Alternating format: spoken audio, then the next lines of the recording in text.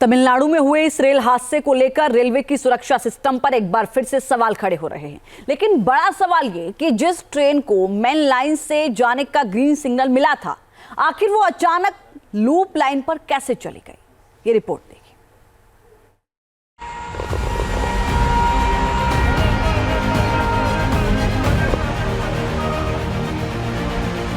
मालगाड़ी भी वहीं खड़ी थी जहां उसे खड़े होने के लिए बोला गया था। सिग्नल भी फेल नहीं हुआ, तो सवाल यह है कि एक्सीडेंट हुआ कैसे?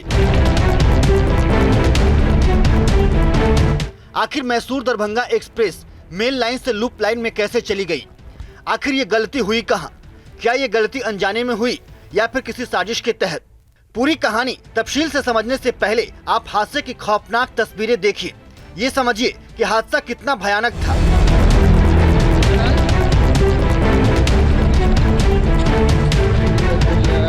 कवराईपेट्टई रेलवे स्टेशन। ये स्टेशन कुल 2 लाइन वाला स्टेशन है, यानी यहाँ ट्रेन की 2 पटरियां ही हैं। इनमें से एक मेन लाइन की है और एक लूप लाइन की। अब सवाल ये है कि मेन लाइन और लूप लाइन में क्या फर्क है? मेन लाइन वो होती है जिस पर सीधी गाड़ियां चलती हैं। लूप लाइन एक एडिशनल लाइन होती है जो दूसरी गाड़ियों को निकलने के लिए यूज की जाती है। 11 अक्टूबर की रात जब यह हादसा हुआ, उस वक्त कवराईपेट्टई रेलवे स्टेशन की लूप लाइन पर एक मालगाड़ी खड़ी थी। बागमती एक्सप्रेस के को पायलट को मेन लाइन पर चलने की ग्रीन सिग्नल मिला था, यानी बागमती एक्सप्रेस को सीधे जाना था। कवराईपेट्टई रेलवे स्टेशन में पहुंचने से पहले लोको पायलट और ट्रेन क्रू को जोर का झटका लगा। इसके बाद ट्रेन मेन लाइन छोड़कर लूप लाइन में चली गई और मालगाड़ी से जाकर टकरा गई। इस रूट पर ट्रेन की अधिकतम स्पीड 130 किलोमीटर है। शुरुआती जांच से पता चला है कि हादसे के वक्त बागमती एक्सप्रेस 75 किलोमीटर प्रति घंटे की रफ्तार से जा रही थी, यानी ड्राइवर तेज गति से गाड़ी नहीं चला रहा था। बागमती एक्सप्रेस को लूप लाइन पर किसने भेजा? ये किसकी गलती है? कौन सी पटरी पर कौन सी ट्रेन दौड़ेगी, इसका फैसला कौन करता है? इसको कंट्रोल कौन करता है? तो चलिए इसे भी समझने की कोशिश करते हैं। देश भर में फैले करीब 1,20,000 किलोमीटर के रेल ट्रैक पर बिजली का एक वायर लगा होता है।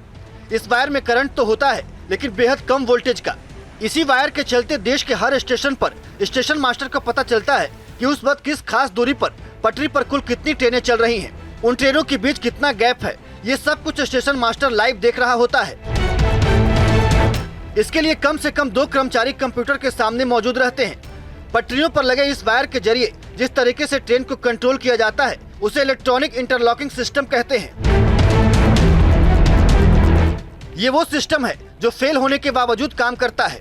मसलन एक ही पटरी पर 2 ट्रेनें आमने सामने आ रही हों या फिर एक ही पटरी पर 2 ट्रेन बेहद नजदीक हों, तो ये सिस्टम उसे पकड़ लेता है और फौरन ही सिग्नल से लेकर बाकी स्टाफ को वक्त रहते आगाह कर देता है। अगर मान लें कि सिस्टम की चेतावनी के बावजूद कर्मचारी उस पर ध्यान नहीं देता है, तो भी हादसा नहीं हो सकता, क्योंकि ऐसी किसी भी गलती को पकड़ने के साथ ही इलेक्ट्रॉनिक इंटरलॉकिंग सिस्टम फौरन इस सिग्नल को रेड कर देता है। इतना ही नहीं, वो गाड़ी की रफ्तार भी रोक देता है। अब ये जांच का विषय है कि जब बागमती एक्सप्रेस के को पायलट को मेन लाइन पर चलने का ग्रीन सिग्नल मिला था, तो गाड़ी लूप लाइन में कैसे पहुंच गई? Team news nation. News nation अब व्हाट्सएप पर खबरों के ताजा अपडेट के लिए न्यूज नेशन के इस QR कोड को स्कैन करें।